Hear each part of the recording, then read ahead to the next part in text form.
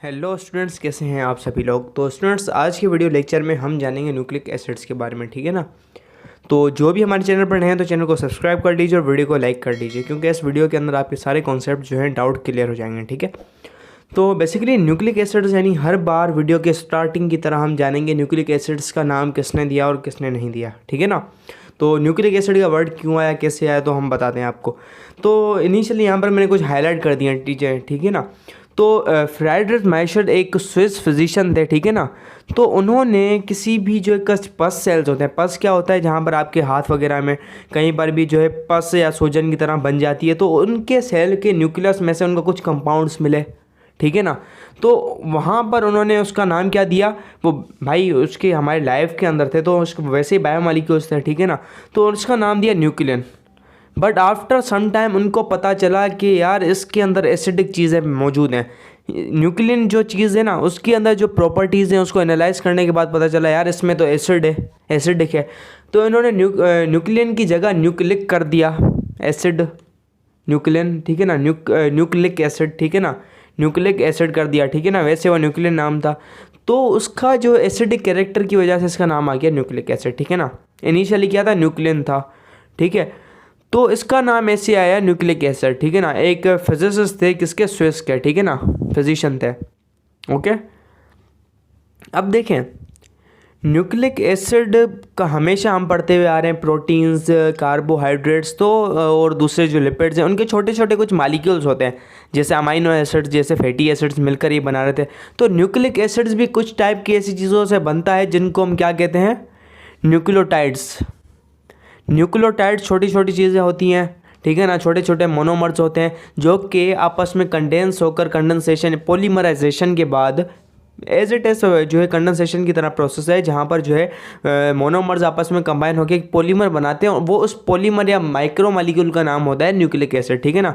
जैसे लिपिड्स में हुआ था, जैसे अमाइनो जो प्रोटीन्स में होता है, ठीक है ना, ये सीन वहीं पर हो रहा है। मोनोमर्स क्या है, न्यूक्लियोटाइड्स हैं, और जो है पॉलीमर क्या है, न्यूक्लिक एसिड है, ठीक है ना। ये बात आई समझ में। तो इसके अंदर कौन से एलिमेंट्स होते हैं, कार्बन होता है, हाइड्रोजन होता है, ऑक्सीजन होता है, नाइट्रोजन होता है, बट फॉस्फोरस कभी कभी होता है। फॉस्फोरस बहुत ज़्यादा रेयर होता है, बट ये जो चार होते हैं एलिमेंट्स से होते हैं, ये कसरत के अंदर पाए जाते हैं इसको जो है बनाने के अंदर, ठीक है ना। तो भाई न्यूक्लिक एसिड क्यों इंपॉर्टेंट होता है, कुछ यहाँ पर इंपॉर्टेंट चीज़ें भी बताई गई हैं। न्यूक्लिक एसिड क्यों इंपॉर्टेंट होता है, न्यूक्लिक एसिड इसलिए इंपॉर्टेंट होता है, तो भाई न्यूक्लिक एसिड ये होता है, समझ लो एक डेटा होता है, एक डेटा होता है कि उसके हिसाब से हमारा जो सेल है काम करता है। सेल काम करता है, आपको पता है, फंक्शन परफॉर्म करता है। तो क्या फंक्शन परफॉर्म करता है, तो जो फंक्शन परफॉर्म करता है वो उसका जो धनी साई होता है वो होता है न्यूक्लिक एसिड। न्यूक्लिक एसिड बताता है भाई ऐसे करना है काम को, वो हेड ऑफ द डिपार्टमेंट होता है। सब कुछ एलएमएस को होता है कि करना क्या है, तो किस टाइप का बंदा है तुझे, यानी कौन सा सेल बनना है। सेल तो यार बॉडी के अंदर कितने सारे, अब किस सेल को पता है यार, मैं अपनी जो है आंखों का सेल हूँ, मैं अपने लिवर का सेल हूँ, मैं अपने जो है नर्वस सिस्टम का सेल हूँ, या मैं अपनी किडनी का सेल हूँ। ये सारी जो इन्फॉर्मेशन होती है ये समझ लो किसके अंदर होती है, न्यूक्लिक एसिड। तो न्यूक्लिक एसिड बताता है भाई मैं ना, हमारे पास किसका सेल हूँ, मैं न्यूरॉन हूँ एक, मुझे एक एक्सॉन डेवलप करना है अपने अंदर, मेरे अंदर क्या इलेक्ट्रिसिटी पास होगी, कंडक्टेंस होगी, स्टिमुलाई जाएगी। अगर मुझे बताएगा कि मैं जो है नेफ्रॉन हूँ, मैं नेफ्रॉन का एक गुच्छा हूँ, सेल्स का गुच्छा हूँ, जहाँ पर नेफ्रॉन की तरह पाइप ट्यूबवेल्स बनेंगी, ठीक है, तभी बनेगा। मैं अपनी आंखों का सेल हूँ, मैं अपने लिवर का सेल हूँ, मैं अपने स्टोमक के सेल्स हूँ, they are lot of cells. तो ये सारी इन्फॉर्मेशन हमें पता कैसे चलती है भाई, हमें हार्ट बनाना है, लिवर बनाना है, अलग अलग ऑर्गन्स हैं, तो सारी इन्फॉर्मेशन होती है इसके अंदर, किसके अंदर, न्यूक्लिक एसिड्स बताता है, ये यानी मैसेंजर है। और वहाँ पर क्या होता है, हार्ट फॉर्म होता है, liver, eyes and other many organs हमारी बॉडी के अंदर, किडनीज, हैंड्स, लेग्स, हेड्स। कोई अगर हमारे पास जो बॉडी की डेवलपमेंट होती है, हम माँ के पेट के अंदर, लड़का है, लड़की है, XYZ जो कुछ भी है, सारी की सारी न्यूक्लिक एसिड के। तो ये क्या है, ये कुछ यानी कैरेक्टरिस्टिक्स या इन्फॉर्मेशन स्टोर करता है, ठीक है ना, इन्फॉर्मेशन स्टोर करता है। और ये जो है हेरिडिटी में, मतलब अगर आप अपने आप को कंपेयर करो अपने पेरेंट्स से, अपनी मदर से, I think so majority of the human beings, तो वो वहीं से सिमिलर होंगे। कोई कोई नहीं होगा, ठीक है, वहाँ पर म्यूटेशंस आती हैं, चेंजिंग आती है, क्रॉसिंग ओवर आती है।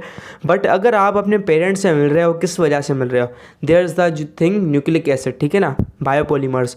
तो उसकी वजह से क्या आपकी जो है विरासत की हिसाब से आपकी नाक उनके जैसी है, आपके कान उनके जैसे हैं, आपके बात करने का स्टाइल उनके जैसा, आपकी सोच उनकी जैसी है, तक करी सोच में काम है नहीं कह रहा, कुछ चीज़ें होती हैं वो हेरिडिटी में ट्रांसफ़र जो हो जाती हैं, ट्रांसफर हो जाती हैं, वो होती हैं आपकी जो है स्ट्रक्चरल, इंटरनल स्ट्रक्चर, कुछ बीमारियां वगैरह एंड कैरेक्टरिस्टिक्स वो हो जाती हैं। तो जैसे आप और पेरेंट्स के अंदर जो मिल रहे हो, कोई चाइल्ड है वो अपने पेरेंट के हिसाब से मिल रहा है, वो कैसे मिल रहा है, इस कैरेक्टरिस्टिक की वजह से मिल रहा है। तो ये हेरिडिटी की इन्फॉर्मेशन होती है, वो जनरेशन टू जनरेशन क्या ट्रांसफ़र होती रहती है, इसलिए इंपॉर्टेंट होती है, ठीक है ना। तो भाई न्यूक्लियोटाइड, मैंने आपको क्या बताया, न्यूक्लिक एसिड कैसे बनता है, जब छोटे छोटे न्यूक्लियोटाइड होते हैं। तो न्यूक्लियोटाइड किस किस चीज़ों से बनता है, एक न्यूक्लियोटाइड कहाँ से बनता है, न्यूक्लियोटाइड के अंदर पेंटोज शुगर होती है। पेंटोज मैंने बताया था 5 कोनों वाली शुगर, मान ली 5 कार्बन कंटेनिंग शुगर, ठीक है ना, ऐसे I think so this should be like this. हाँ, यहाँ पर 5 कार्बन अटैच होंगे, ठीक है ना, 5 कार्बन यहाँ पर क्या होंगे, अटैच होंगे, ठीक है ना। पेंटोज शुगर होती है, फास्फेट का एक फॉस्फोरस अटैच होता है इसके साथ, आपका जब स्ट्रक्चर देखोगे फास्फेट ग्रुप होता है। एंड नाइट्रोजीनियस बेसिस होती है। नाइट्रोजीनियस बेसिस कौन सी होती है न्यूक्लियोटाइड के अंदर, आपने प्रीवियस क्लास में पढ़ा होगा, एडेनाइन, ग्वानाइन, साइटोसिन एंड जो है हमारे पास चौथी थी थायमाइन, ठीक है ना। तो नाइट्रोजीनियस बेस 2 टाइप की होती है, एक प्यूरिन होती है, एक जो है पायरीमेडियंस होती है, ठीक है ना। ये मैं करेक्टली प्रोनाउंस नहीं कर रहा हूँ, पैरीमेडियंस क्या होता है, I don't know think so. तो देखो प्यूरिन्स जो होती है ना, प्यूरिन्स किस टाइप की होती हैं, 2 होती हैं प्यूरिन क्या होती हैं, 2 होती हैं, यहाँ पर लिखा हुआ है, मैंने दिखाऊँ मैं आप लोगों को। प्यूरिन 2 होती हैं, ठीक है ना। एडेनाइन ग्वानाइन एक प्यूरिन होती है टाइप, और दूसरी होती है पिरामिडिन, जिसके अंदर साइटोसिन एंड थायमाइन पाई जाती है, ठीक है ना, जो आपको स्ट्रक्चर बना रही होती है, ठीक है ना। जो कि आपके पास जीसी की एक बनती है बेस, जीसी बनता है और एटी बनता है, ठीक है ना। नीचे स्ट्रक्चर होता है, मैं आपको दिखाऊं, नाइट्रोजीनियस बेस कहाँ है, ये रहा एटी, ये एडेनाइन, थायमाइन और ग्वानिन, साइटोसिन, ये जो है बेस के पेयर्स होते हैं, ठीक है ना। तो इसलिए ये इंपॉर्टेंट होता है, ठीक है ना। ये नाइट्रोजीनियस बेसिस होती हैं 4, ठीक है ना।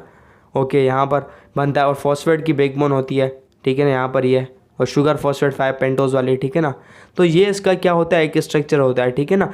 क्या न्यूक्लियोटाइड कैसे बनता है, मिलकर, ये इन 3 चीज़ों से मिलकर एक न्यूक्लियोटाइड बनता है। जब न्यूक्लियोटाइड आपस में पॉलीमराइज होगा then it will form a nucleic acid. Okay, I hope आप लोगों को बेसिक इंट्रोडक्शन मिल गया होगा। तो नेक्स्ट वीडियो में अपन जानेंगे टाइप्स ऑफ न्यूक्लिक एसिड के बारे में, जो कि 2 ही हैं अभी, ठीक है ना, 2 ही, और सुपरफिशियल लिखा हुआ था, डिटेल में नहीं लिखा हुआ, तो उसको जल्दी से जल्दी हम कवर अप करेंगे। तो मिलता है नेक्स्ट वीडियो के अंदर, ठीक है।